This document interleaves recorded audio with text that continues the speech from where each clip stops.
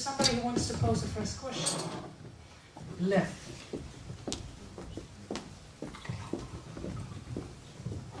Well, first of all, thanks to everybody for very rich, generous, and presentations full of information and analysis. And I guess my question was probably most directly related to Victor's presentation, but I think everybody can join. And it's something which has been puzzling me for about 20 years. That is, I mean, if you look at the contemporary art, right? I mean, on the one hand, it seems like it's, has lots of different subjects and lots of different strategies. But in fact, if you compare the contemporary art with classical art and modern art, we see that immediately that, let's say, 95 or 99% of contemporary reality, it's not that it simply, doesn't know how to take a critical position about. It simply cannot represent it. And the examples are, for example, labor, work, right? I mean, when is the last time, anybody saw a painting which would represent like people working in the office, And the second thing, of course, would be war. And so it became clear to me, after a few years when I immigrated from Moscow in 1981, because what was interesting, of course, about the communist period is that, it was all official, but at the same time, in retrospect, it was very interesting because it was full of representations of labor and it was full of representations of war. And of course, these representations of war were always, let's say, one of 5 or 6 big subjects of art. Medieval, Renaissance, Baroque, 19th century, Expressionism, right? And then something happens with, let's say, contemporary art, and I guess it first happens in the West, in the whole kind of transformations of the 60s, where the artists are quite capable of commenting on, deconstructing, critiquing, playing with, taking positions on media representations, right? But they are not able to represent anything directly. And to me, I'm sorry, I'm going to finish, sorry. To me, it became especially kind of clear after 9/11, right? Because at least in America, there was always sudden exhibitions of photographs, etc., but none of them, I haven't seen a single image which was actually artistic image, which would actually represent, what was going on, people jumping from a skyscraper, all this unpleasant things going on. The best you would see are some heroic pictures of, firemen or people like covered with dust looking somewhere, presumably at skyscrapers, right? So this kind of complete inability of contemporary art, in fact, to deal with what, let's say, historically have been some of the most important human experiences. And I thought, okay, well, I'm going to wait till there's a good opportunity to ask this question. I think this whole series, right, about war, is maybe a good opportunity to actually ask this question, So either I'm just like being very naive or something is going on. But question, which is the question? The question would be, well, the question, let me... Yeah. The question is, okay. I wanted to summarize and get the brisk conversation, but because it was a statement, it was a remark. Okay, so the question is, why is contemporary art, right? Why is contemporary art is not interested or unable, right, to represent directly various contemporary experiences such as war? But I think that I was speaking 45 minutes exactly about that. While I was listening for you, it came into my mind one, by the way, interesting fact that I mentioned Brenner as one who directly spoke, denounced, touched Chechen wars, yeah? But in reality, it was another example which I missed preparing my presentation today. And that was a work, I'm not going to mention the artist. It's one of quite a famous artist from Russia, who produced a work that was an installation which consisted in very few elements, but the most important element was a film about documentary, authentic documentary about Chechen war. And that documentary was, I presume, as far as I understand, that was a film produced by rebels, Chechen rebels, who filmed how they attacked I saw it. Russian, Yeah. Russian And in fact, army. that's the example which also, that was one example which came to Yeah, mind. exactly. And It's it was also para- like, and even if you not mentioned it, but it's Right. paradoxically came into my mind while I was listening for you. And that was a film, that was a documentary produced by rebels during their attack on Russian army troops. And this attack was very successful. They killed a lot of people. And they really, they really wanted to be absolutely sure that the people are killed. So they shoot a few times. Everything was very precisely documented. I suppose that in this kind of films in Grozny, you can buy in bazaar, in the marketplace. It's in free sale, as an entertainment film. But these films, as far as I understand, are produced by rebels for their sponsors. So to justify that the money invested in their work were not in vain. Invested not in vain. That the business is done. Yeah. So and then they're also selling it in a free, on the marketplace. And I have to say that when I saw this work, I saw it in Valencia Biennial among 100 other pieces. And I have to say that it was the weakest piece in the whole biennial. It seemed to me in that concrete moment. I consider it to be absolutely weak, false, and meaningless. Absolutely meaningless. And in that precise moment, for me, it was also quite a crucial moment, because in the course of the 90s, one of the problems which we discussed all the time, we experienced all the time, it's that in comparison to the weakness of the art system, which was really in total collapse, media machine was really, was extremely powerful. It was pumped by a lot of money of politicians, money of oligarchs, money of all who wanted to get a position of power. All the agents who wanted to get a position of power. So till today we have something which absolutely unknown for the West. We have, I suppose, 15 daily newspapers, all national newspapers. So really that moment, and we were all the time saying how weak we are with our poor art mediums in relation, but not to the media, but in relation to reality. That the reality is much more powerful than we are, and media are much more efficient in reaction. That in one of my texts, in fact, criticizing, explaining the experience of Brenner and of some other artists, I was saying that you can't be more terrible as Chechens every day. You can't be more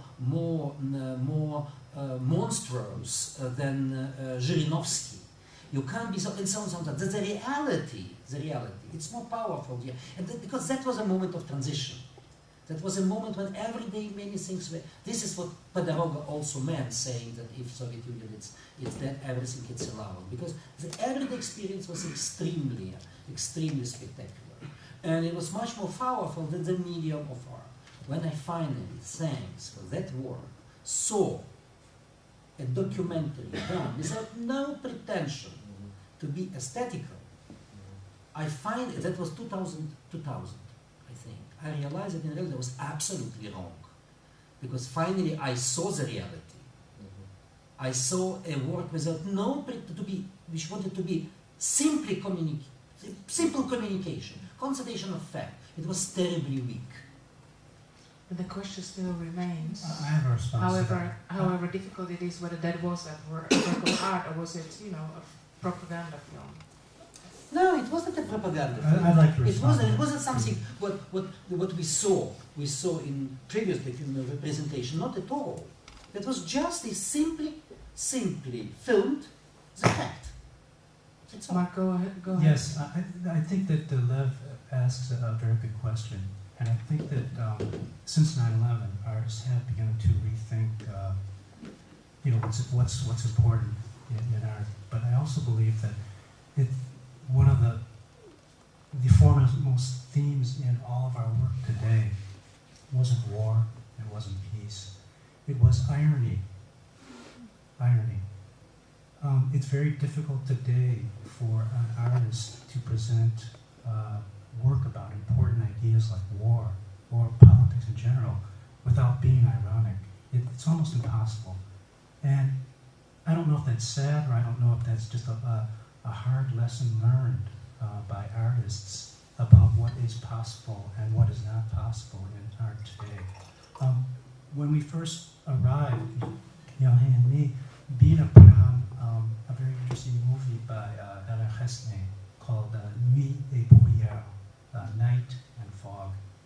And it's about, from what I just saw from the very beginning, it's about the Second World War and the Nazi concentration camps. And Alain Resnais is a very well-known cineast, and he goes right into the subject where he pans, one of the concentration camps, and it's very beautiful.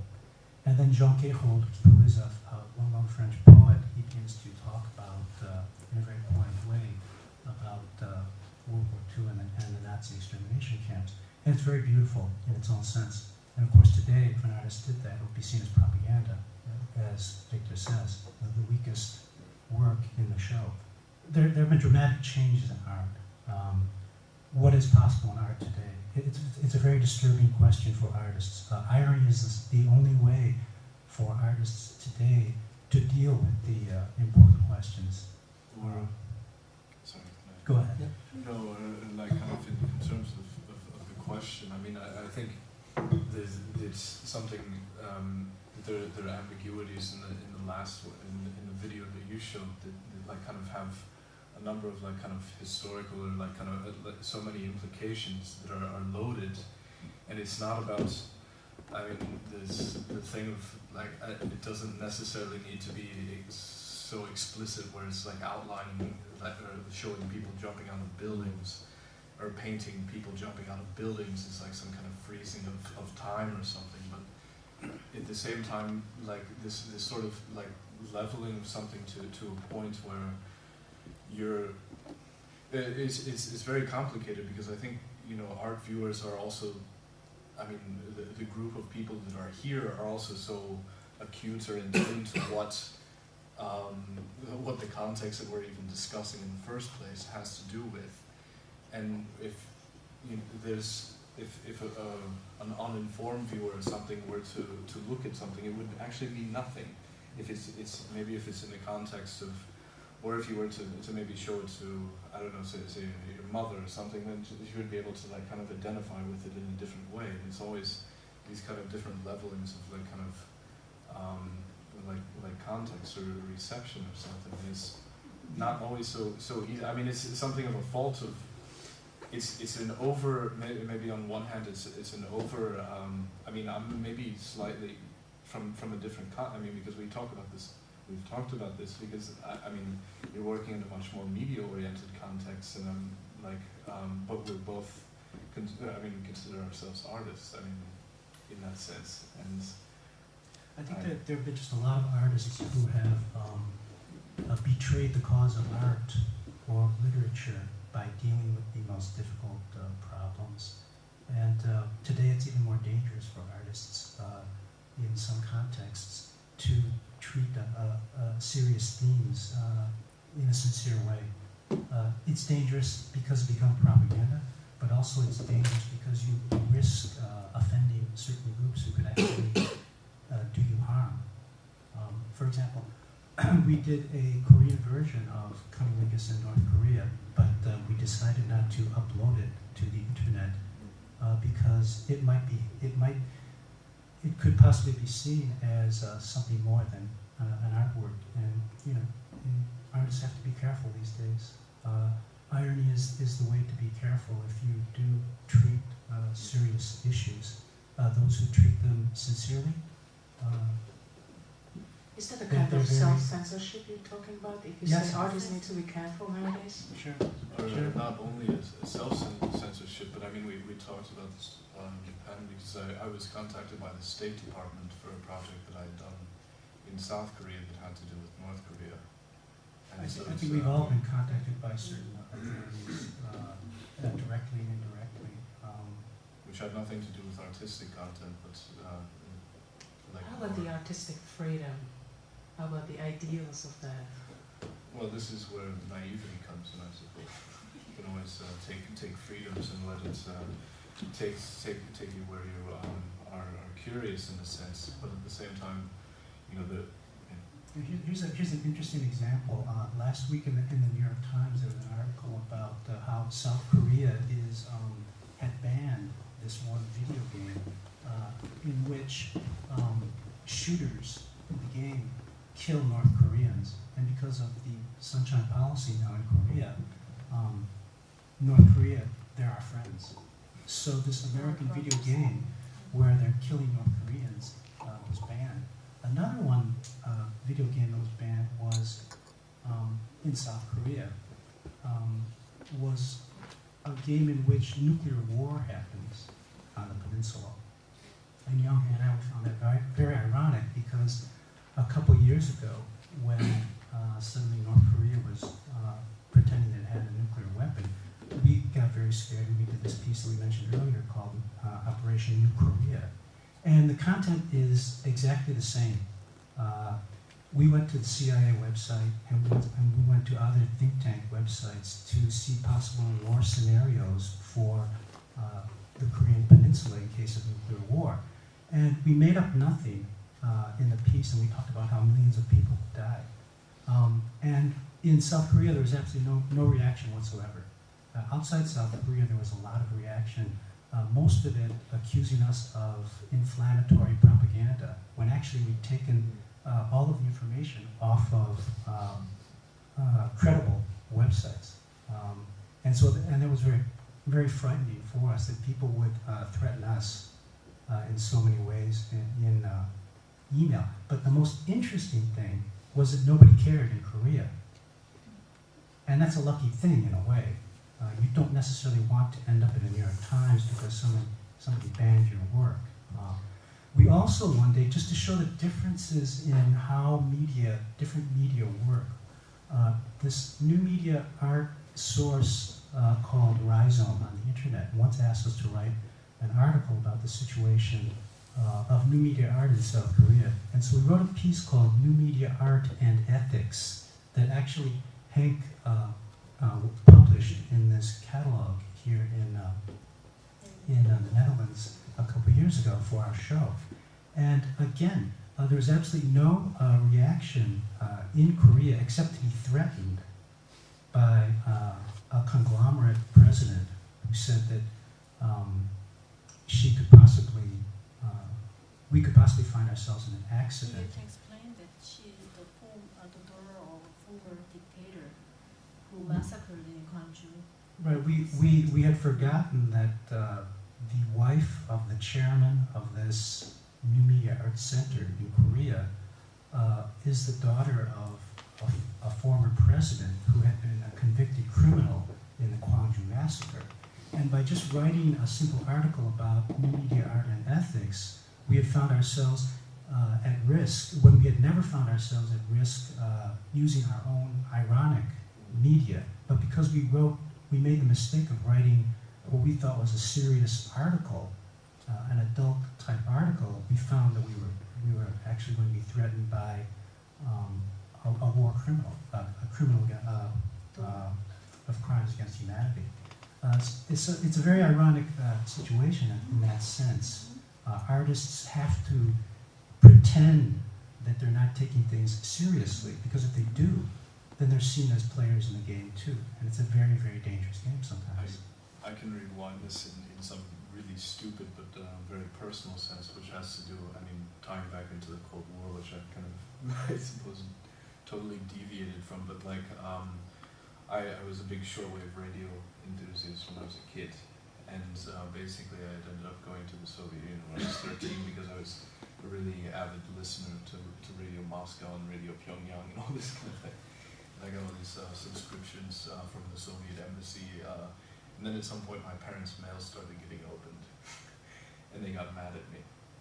That's the end of the story, basically. But I mean, I could go on about that, but that's just in terms of like how strict that kind of thing, and also in terms of like ideological or like kind of cultural context. Whenever something is like kind of censored, to what degree and what sort of mechanisms are like actually in play. It used to be a situation where you pitied as an artist or a creator, you pitied the Russian artists, the Chinese artists, those who were in the hot zones, those who were actually part of the political scene, for better or for worse.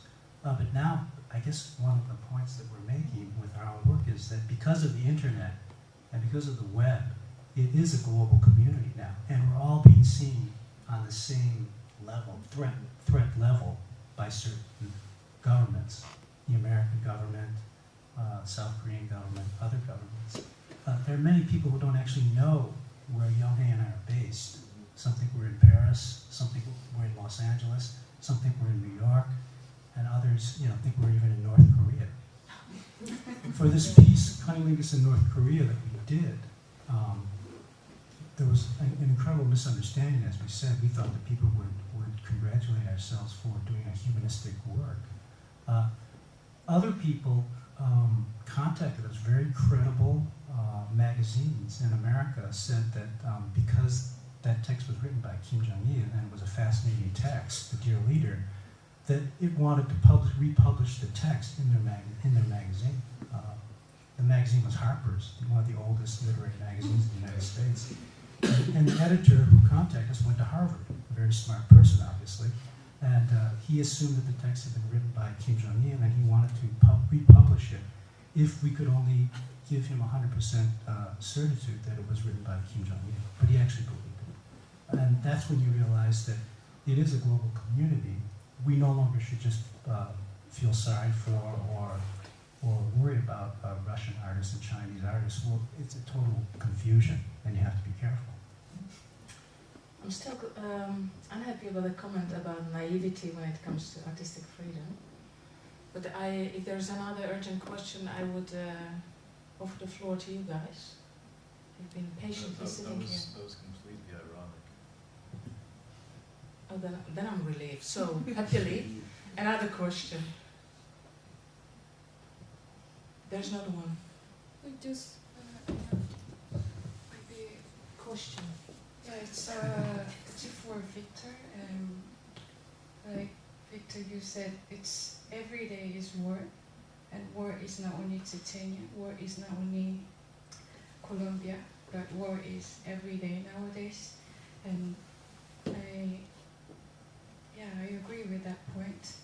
And from that context, you mentioned this indirect or ironic artistic practice in Moscow, and even extreme direction by Anatoly Omolsky.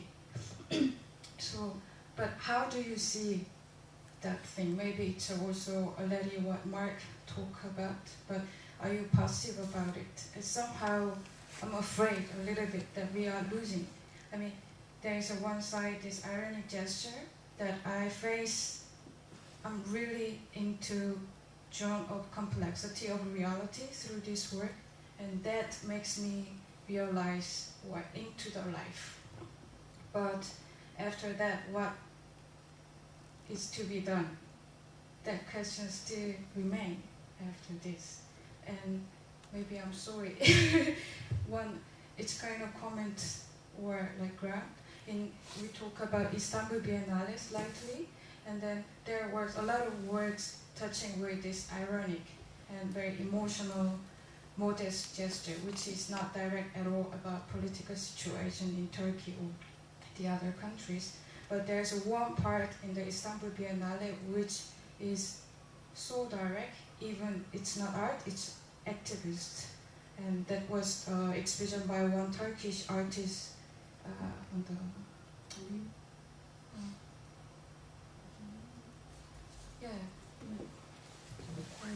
the one work was taken down because it was censored, and then curate was afraid.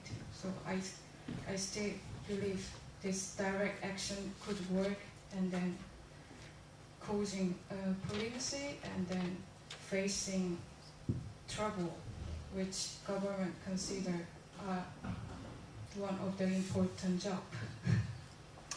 No, but you know, I wanted, in fact, to how to say, to remark, to replay to your defense of an irony, but I decided, not to start a discussion. But as you are insisting, I agree. I think that this is a big problem. Irony, it's I can't accept it. Accept your position if it's generalized. I think that the irony could be a very efficient weapon.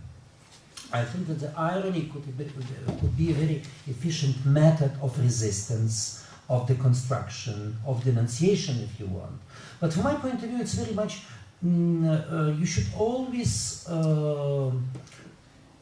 exist irony and irony.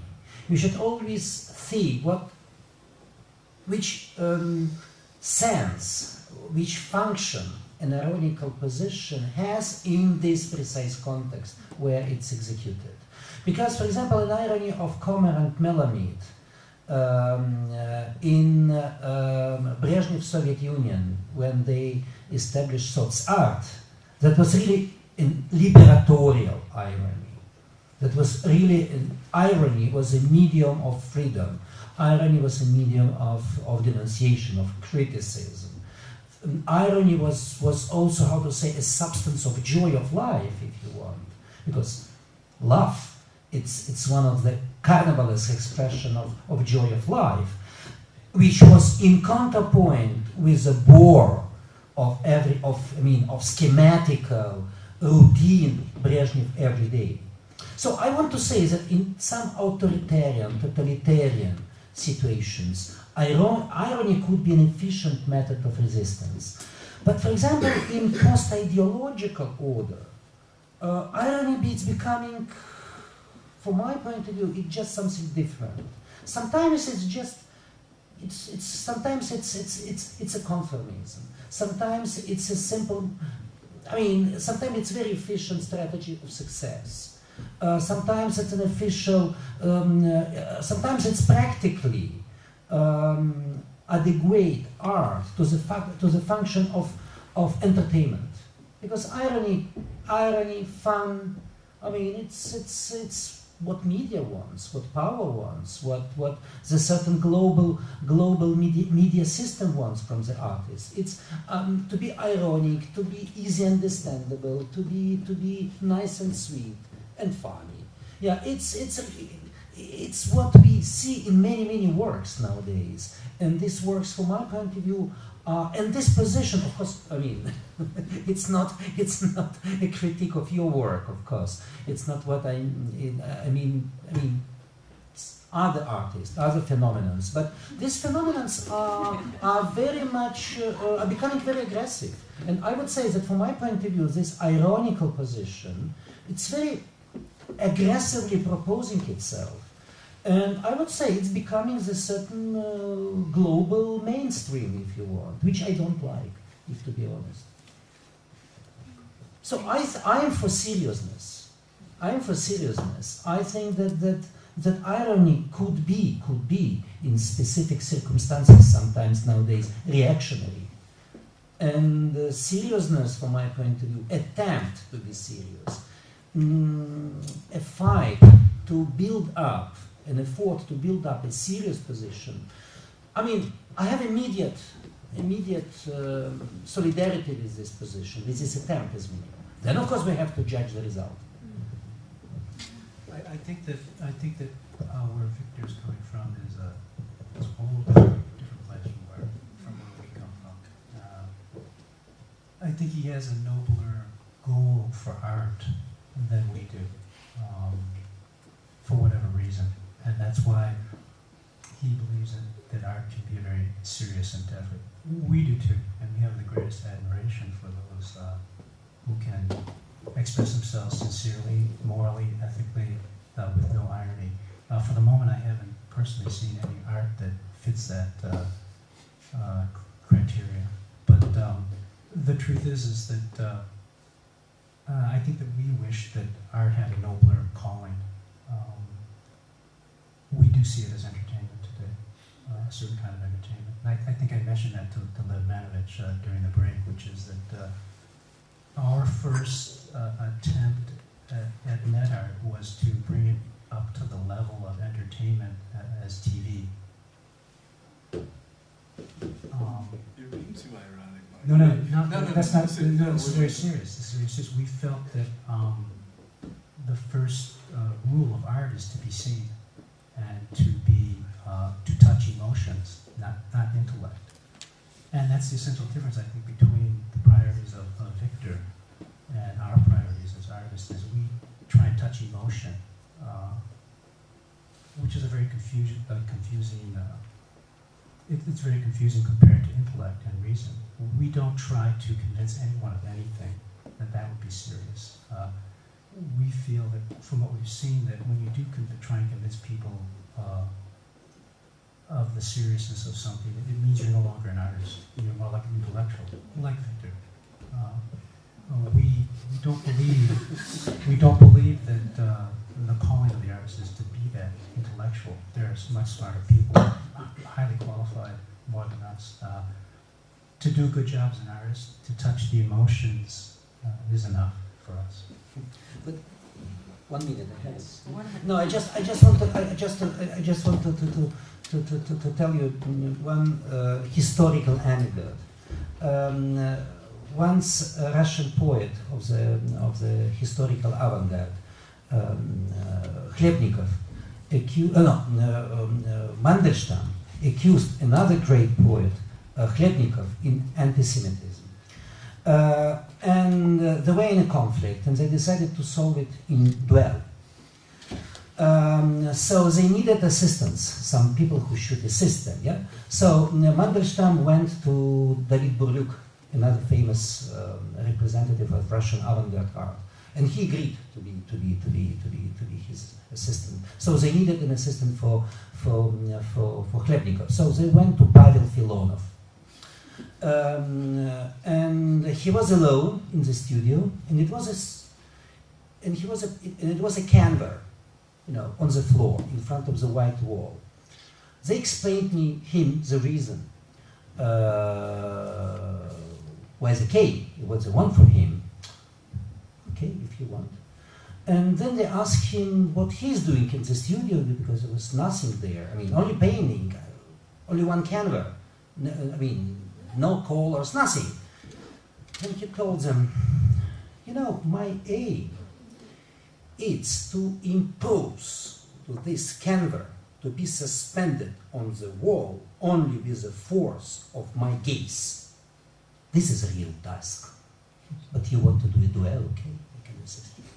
So, and they were so impressed by seriousness of Pavel Filonov that they immediately realized that what they're doing is absolutely silly, not serious, and they make peace. Yeah, so frankly, I have a nostalgia of that seriousness of the artist of historical avant-garde. I think that's a great conclusion. I don't have a mic anymore. The battery got empty after 4 hours of holding it in my hand, or 5 hours, or whatever number of hours. I would like to suggest that we continue the discussion, because I still disagree, at a much more intimate situation later. In bed? It's for everyone to choose.